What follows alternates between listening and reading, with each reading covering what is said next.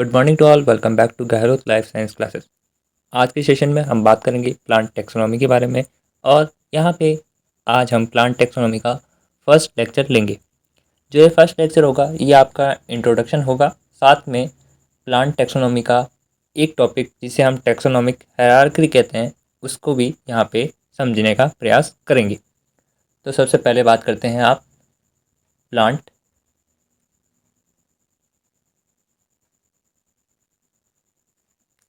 Taxonomy की।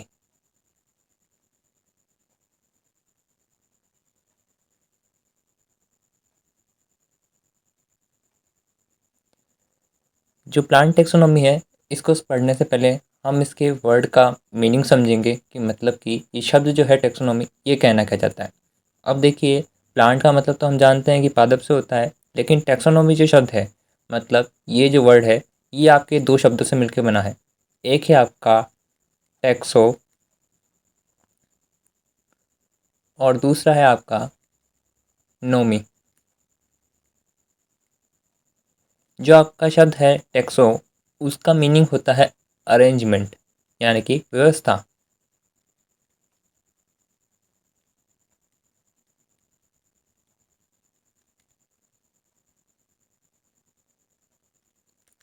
और जो नोमी है वो शब्द होता है, उसका मीनिंग होता है आपका अकॉर्डिंग टू रूल, यानी कि नियमों के अनुसार। मतलब कि प्लांट को अकॉर्डिंग टू रूल अरेंजमेंट करना हमारा प्लांट टेक्सोनॉमी कहलाता है।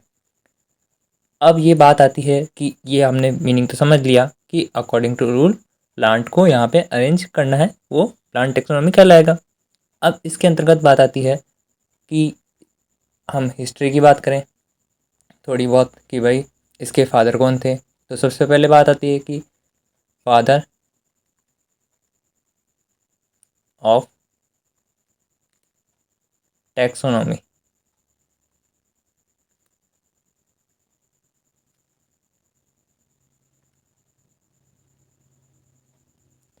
कौन थे, उनकी बात करते हैं। जब हम फादर ऑफ टैक्सोनॉमी की बात करते हैं तो हमारे पास एक नाम आता है जो कि आपका बहुत ही प्रचलित नाम है, जो कि है आपका कैरोलस लीनियस, यानी कि कैरोलस लीनियस को ही प्लांट टैक्सोनॉमी या टैक्सोनॉमी का आप फादर कहते हैं। जब हम बात करते हैं कि प्लांट टैक्सोनॉमी के फादर की बात कर रहे हैं, तो यहाँ पे हमें बात करनी पड़ेगी Indian plant Indian father of taxonomy कौन है उसके बारे में। तो आप जब भी father of Indian plant taxonomy की बात करेंगे तो हमारे सामने नाम आता है एच शांतापाउ का। एच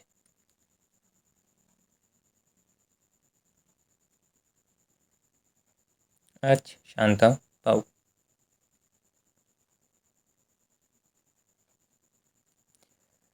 अब हम बात करें कि ये जो टर्म है हमारी टैक्सोनॉमी जो है,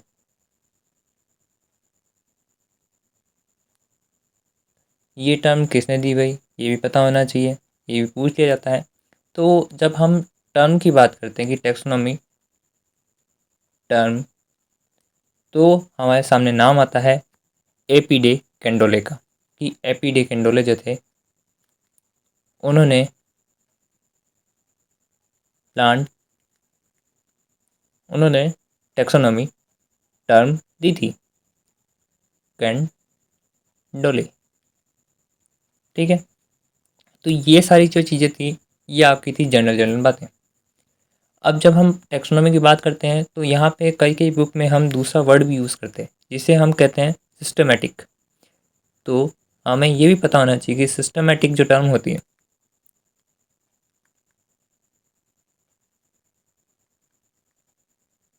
उसका मीनिंग क्या होता है और उसको टर्म को दिया किसने।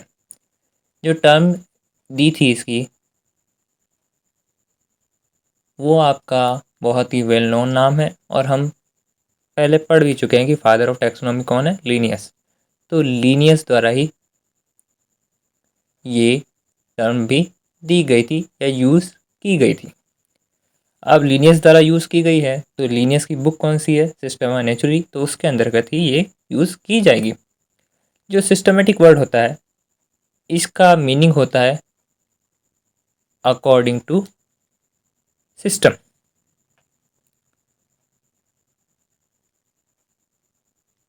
ठीक है, कि सिस्टम के अकॉर्डिंग यहाँ पे काम होता है। ये बातें तो थी आपकी बेसिक बेसिक बातें। अब बात करते हैं हम हमारे सबसे फर्स्ट टॉपिक की, जो कि है टैक्सोनॉमिक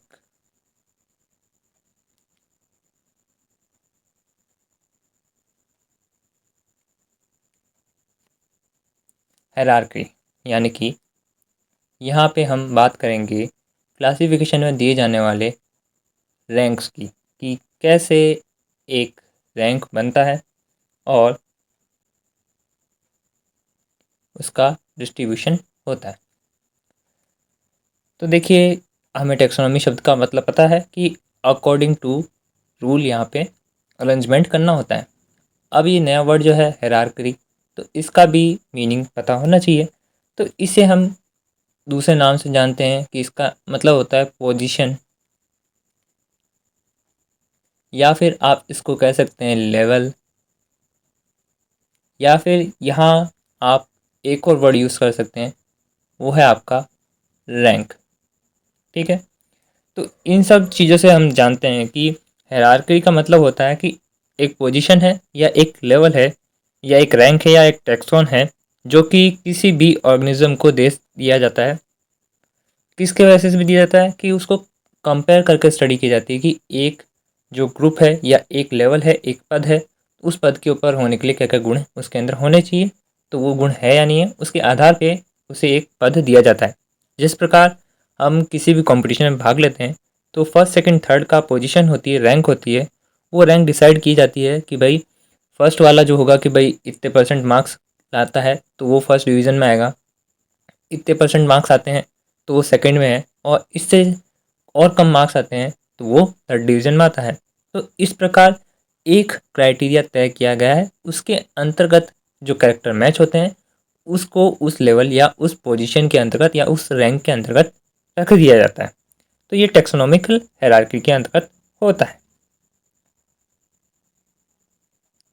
अब ये देखिए कि यहाँ पे जब हम पोजीशन या रैंक में रखते हैं तो यहाँ पे जो प्लांट के टेक्सोनॉमी के जो रूल्स हैं हमें उन्हें भी फॉलो करना पड़ता है। तो यहाँ पे ये जो इसके रूल्स हैं उसके साथ साथ में यहाँ पे आपके पोजीशन, लेवल और रैंक का डिसीजन होता है। अब बात करें कि आपसे सबसे बेसिक क्वेश्चन पूछ लिया जा सकता है कि यहाँ पे जो बेसिक लेवल या रैंक क्या होते हैं वो कौन से होते हैं, लेवल या रैंक्स कौन से हैं भाई, तो ये पूछ लिया जा सकता है क्योंकि ये सिंपल सा क्वेश्चन है। तो यहाँ पे आपको दो चीज़ें याद रखनी है। एक आता है आपका जीनस और दूसरा आता है आपका स्पीशीज़।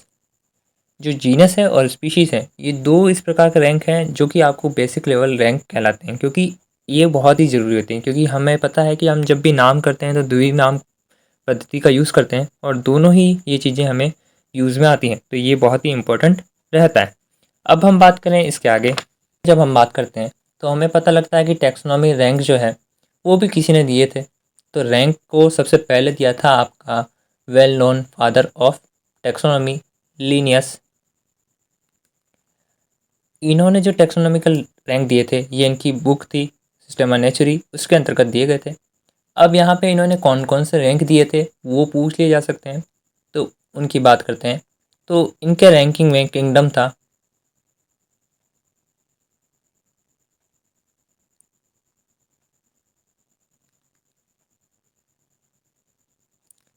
इनकी रैंकिंग में इन्होंने क्लास को एक रैंक माना था, इन्होंने जीनस को एक रैंक माना था, इन्होंने स्पीशीज़ को एक रैंक माना था और इन्होंने एक और रैंक दिया था, वो था आपका 1 रैंक बिलो स्पीशीज़। तो इन्होंने इतने ही रैंक का यूज़ किया गया था, ठीक है। उसके बाद में जो आगे आगे मॉडिफिकेशन होते गए, उसके बाद में जो भी प्रचलित चल रहा है हमारा, जो कि हम यूज़ करते हैं, उसके अंतर्गत आपके 7 रैंक हम यूज़ करते हैं टैक्सोनॉमी के अंतर्गत, जो कि जनरली आपको देखे जाते हैं। तो यहाँ पे आप लिख सकते हैं कि ये जो 7th रैंक है, या ये आपके मॉडर्न जो रैंक है वो है। इसके अंतर्गत सबसे पहला आता है किंगडम, उसके बाद आता है आपका फाइलम या डिवीज़न, उसके बाद आता है आपकी क्लास, उसके बाद आता है आपका ऑर्डर, उसके बाद हम यूज़ करते हैं फैमिली का, और उसके बाद आता है आपका जीनस, और उसके बाद आता है आपका स्पीशीज़। तो इस प्रकार ये रैंक हम यूज़ करते हैं। लेकिन टैक्सोनॉमिकल रैंक के अंतर्गत बहुत सारे ऐसे और रैंक्स आते हैं, जैसे कि डोमेन हुआ, सब डोमेन होता है, फाइलम होता है, सब फाइलम होता है, ऑर्डर होता है तो उसका सुपर ऑर्डर होता है, सब ऑर्डर होता है। तो ये सारी चीज़ें भी यहाँ पे यूज़ में आती हैं। तो इनको भी एक बार हमें लिख लेना चाहिए कि भाई कौन कौन सी चीज़ें यहाँ पे यूज़ में आ रही हैं। तो अब हम बात करेंगे कुछ इम्पोर्टेंट टैक्सोनॉमी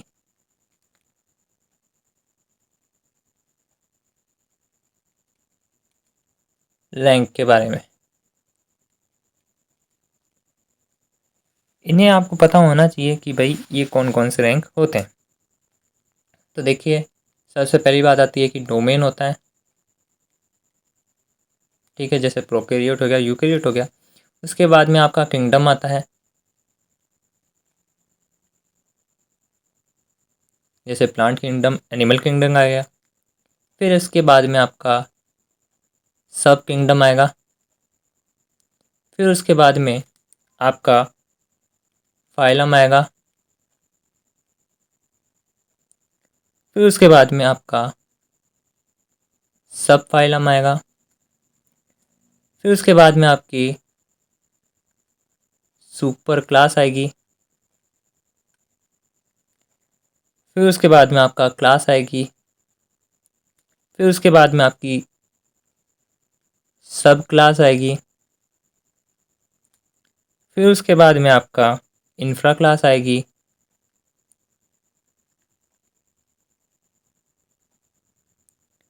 और इंफ्रा क्लास के बाद में यहाँ पे जो रैंक आता है वो रैंक आएगा, जैसे कि आपका है कोहरेट।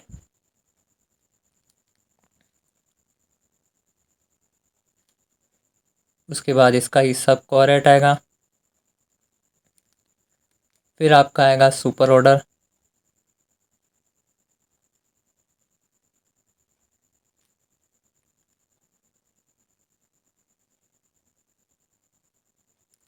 फिर आएगा आपका ऑर्डर। फिर आएगा आपका सब ऑर्डर। फिर आएगा आपका सुपर फैमिली।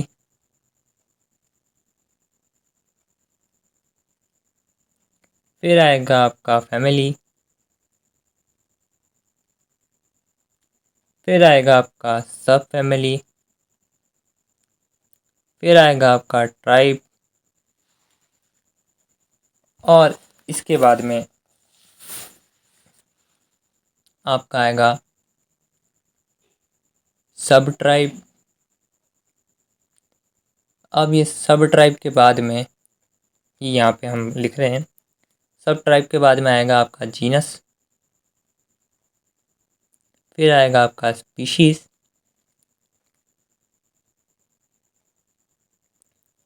जीनस के बाद में आएगा आपका सब जीनस। सब जीनस के बाद में आएगा आपका सेक्शन। सेक्शन के बाद में आएगा आपका सब सेक्शन। सब सेक्शन के बाद में आएगा आपका सीरीज़। फिर आएगा आपका सब सीरीज़।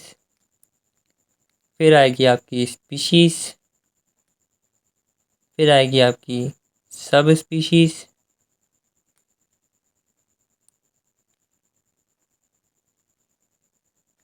फिर आपकी आएगी वैरायटी।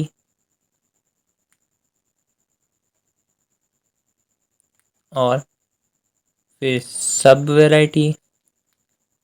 फिर आपका आएगा